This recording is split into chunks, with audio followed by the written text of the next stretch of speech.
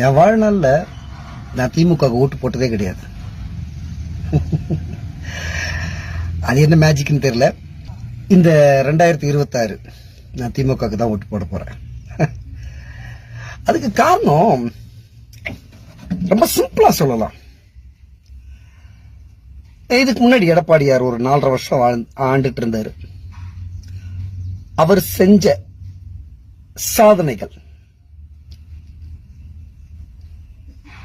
அந்த 4.5 வருஷத்துல எதுவும் இல்ல இருக்க மாதிரி எனக்கு தெரியல. அதுக்கு முன்னாடி ஜெயலலிதா இருந்தாங்க.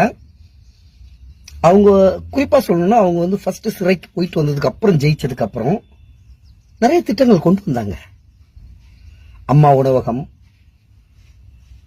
அம்மா குடிநீர், இந்த குறைந்த விலையில குடிநீர் அந்த வாட்டர் பாட்டில், அப்படி சொல்றதுக்கு 1-2 இருக்கு. ஆனா இந்த 5 ஆண்டு திமுக ஆட்சியில சொல்றதுக்கு எவ்வளவுங்க. உயர்கல்வி படிச்சுட்டு வெளிநாட்டுல போய் படிக்கிற பசங்களுக்கு அம்பேத்கர் அயலக உதவி, அந்த ஸ்கீம், அம்பேத்கர் அயலக கல்வி நிதி அப்படின்ட்டு ஒரு பெரிய ஸ்கீம். இப்போ யூபிஎஸ் எக்ஸாம்ல எவ்வளவு பசங்க பெருசா சாதிச்சிருக்காங்க. 10 வருஷம் இல்லாத அளவுக்கு தமிழ்நாட்டு மாணவர்கள் சாதிச்சிருக்காங்க. நானே சாதிச்ச மாதிரி இருக்கு. எனக்கு பொறாமையா இருக்கு. நான் எல்லாம் படிக்கும் போது ஸ்டாலின் முதலமைச்சரா இல்லன்னு பொறாமையா இருக்கு. அவ்வளவு பொறாமையா இருக்கு. அவ்வளோ ஸ்கீம். நான் முதல்வன் திட்டம், தமிழ் புதல்வன் திட்டத்தில் கல்லூரி படிக்கக்கூடிய ஏழை மாணவர்கள், அதாவது கவர்மெண்ட் ஸ்கூல்ல இருந்து கல்லூரிக்கு போகக்கூடிய மாணவர்கள் மாசம் 1000 ரூபாய் மகளிர் உதவித்தொகை, மகளிர் உரிமை தொகை. அதாவது உதவித்தொகைனா கூட அது வந்து ஒரு சுயமரியாதை. இதுல எனக்கு பிடிச்சிருக்க விஷயம் என்னன்னா, ஒவ்வொரு ஸ்கீமுக்கும் பேர் வச்சது பாருங்களேன்.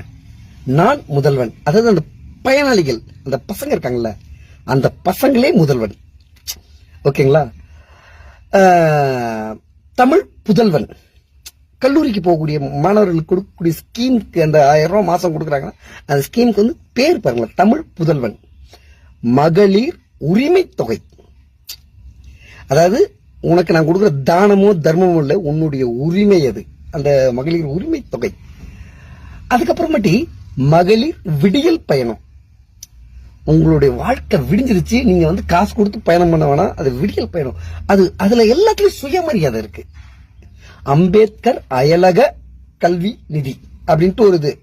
அதையும் பாருங்க, அம்பேத்கர் வந்து குறிப்பிடுறாங்கன்னா, அம்பேத்கர் வெளிநாடு போய் படிக்கிறதுக்கு எவ்வளவு போராட்டம்